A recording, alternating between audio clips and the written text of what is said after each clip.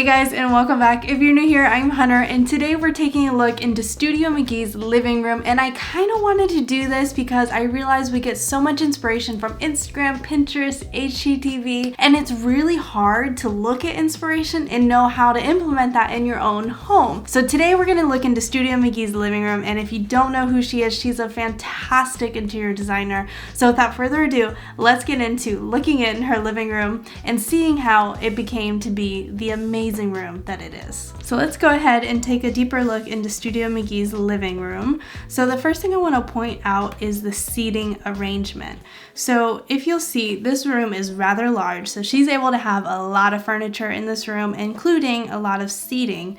And what I love about this is how cozy and inviting it is, because she has it all around the ottoman. She has 2 large sofas, 2 small ottomans, and then also 2 accent chairs. And this is all surrounding this very plush, comfy, and cozy looking ottoman. I love this ottoman because it just goes with the space, and it's also large enough so that way it's not too far from all the seating that she does have. And as far as how she decorated the ottoman, she has this beautiful basket tray that she has styled with a plant, coasters, coffee table books, and a little decorative piece for on top of the books. This is a very classic way to decorate an ottoman or a coffee table. The other thing that I wanted to point out was the scale of the basket tray in comparison to the ottoman.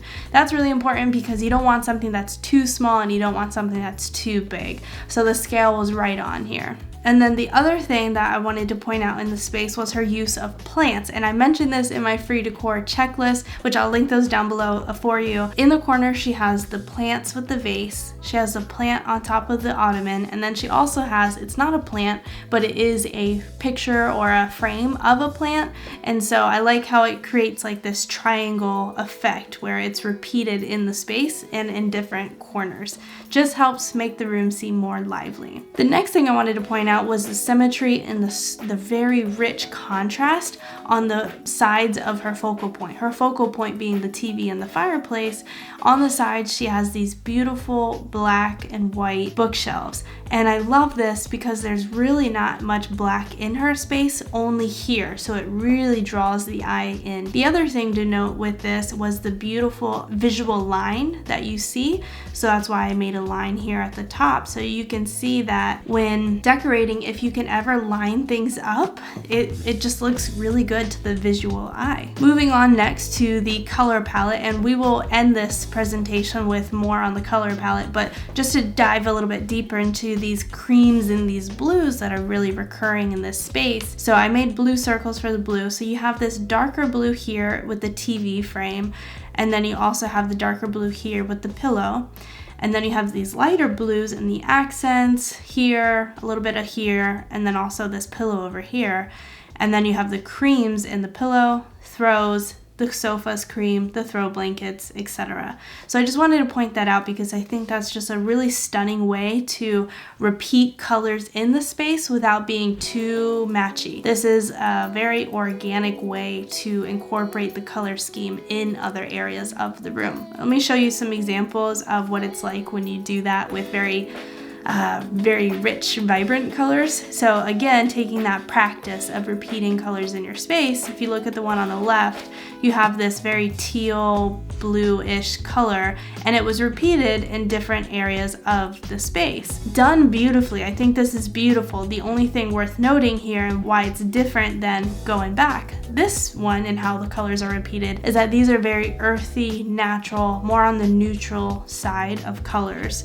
And you take that and you apply that practice to vibrant colors and you repeat that, then you have a very vibrant space. And then this one on the right, I would say that I don't think this one worked out very well because I think it is very predictable. You have this blue sofa, all right, blue wall. You have the pink wall, all right, pink pillows. And there's not a variation in texture, variation of pattern. You want to mix it up.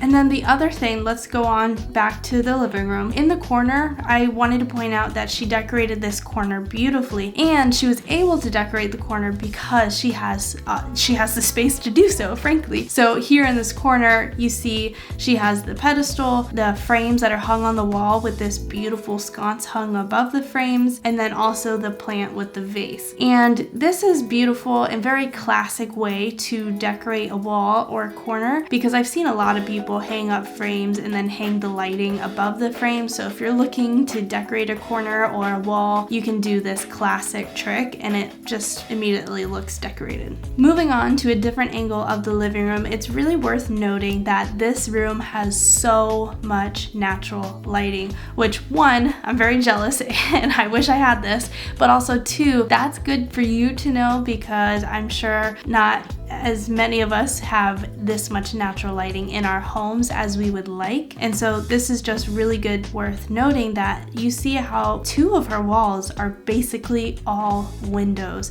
That just inundates her house with natural lighting. This is good for you to know, because if you keep looking at inspiration photos and they're so bright and you keep wondering, how can I get that bright of space? You may just not have the amount of lighting that are in your inspiration photos that you see on TV or online. And that's okay, because you can always use lamps. So moving on to the next part, which is showcasing these lamps that she used. She has one lamp on a table and then also a standing lamp. And so you can mix up your lamps. You don't have to match all of your lamps. And then you also want to reflect it in different areas of the space, lighting that is. So she diffused the light in the space. She has light in all corners, and it's not just one lamp and call it done. She implements lighting in different areas of the room. And then moving on, I wanted to take a look at these chairs because I think they're so stunning, and the detail in them is so beautiful. So you have the detailing of the back of the chair and also these beautiful lines that are in the chair. This is really great because if you are out thrifting or you're shopping online for some furniture, these are some details that really make quality pieces look as good as they do in your space and really elevates your design. So definitely pay attention to the detail in your furniture because it can really help. The next thing I wanted to point out was the layering of the materials in these accent chairs and also how they're tiered. So here you have the wood, and you have this material back here. You have the upholstery, which is this nice cream fabric. Again, those colors being brought together but contrasted. And then you have the decor pillow out in the front, and that's a different fabric as well. So that's a beautiful example of how to layer. And then she also layers the rugs too. So if you see the rug, you have this bigger one, and then the second one is different. And just taking a look on the other side of the rugs, just to show you how this is beautifully done as well, is that the scale of the layering of the rugs is right on. If you're gonna layer rugs, you don't want to do one huge rug and then one super tiny rug. So you want to have them not too far apart but not too close. So this is a good amount of space for the size of this room when layering these rugs. And then on the same vein of talking about layering and mixing, if you look here, these pillows, none of them match. So they go together because of their colors, because of the pattern, and because they're reflected in other areas of the room. The other thing I wanted to point out was that these pillows in total are 7 pillows. And if you haven't heard before, it's really good to decorate in odds. When you look at these pillows, your eye, it sees 7, and our eyes really like to look at odd numbers. And then with that, the pillows are also tiered. So with your largest pillow in the back, smaller ones in front. With that though, I did want to point out that this sofa, if you notice, it is deep. And so if you do not have deep sofas like this one, you may not be able to tier your pillows or put as many pillows as shown in this room. And then to wrap it up, I'd like to talk about the color palette of the room. First, let's point out this nice, warm, rusty color. We have the wood color reflected in the accent chairs, the floor, and then also this vase here in the back. You have the basket color, and then this sofa also fits in with that color palette. And then for the next color, you have this cream or this white. You have it pretty much everywhere. You have it in the walls, the lampshades, you have it in the fireplace, this pedestal, and then also the fabric of a lot of the upholstery is also in this cream color palette. Next, you have this grayish, it kind of reminds me of like concrete, like a deep version of concrete. So you have it here in the ottoman, you have it reflected in the rug as well, the pillows, and then also the lamp base. Similar to this color, you have the blue version of concrete. I'm just gonna roll with that one. You have it reflected in the rug and the pillow as well, and they're very similar, so it's very easy to maximize that color in the space. And lastly, you have this very deep, rich brown, and that is here in the side table, as well as these two small ottomans that are in front of her larger ottoman. If this was helpful for you, please do me a favor and comment down below so that way I know, so that way I can keep creating more videos like this one. I'm also going to be linking some decor and furniture that is similar to the one shown, so if you do want to try to get this look, I will definitely try to find some things for you, so I'll leave those links below for you. And with that, thank you so much for watching, and I will see you next time. Bye guys!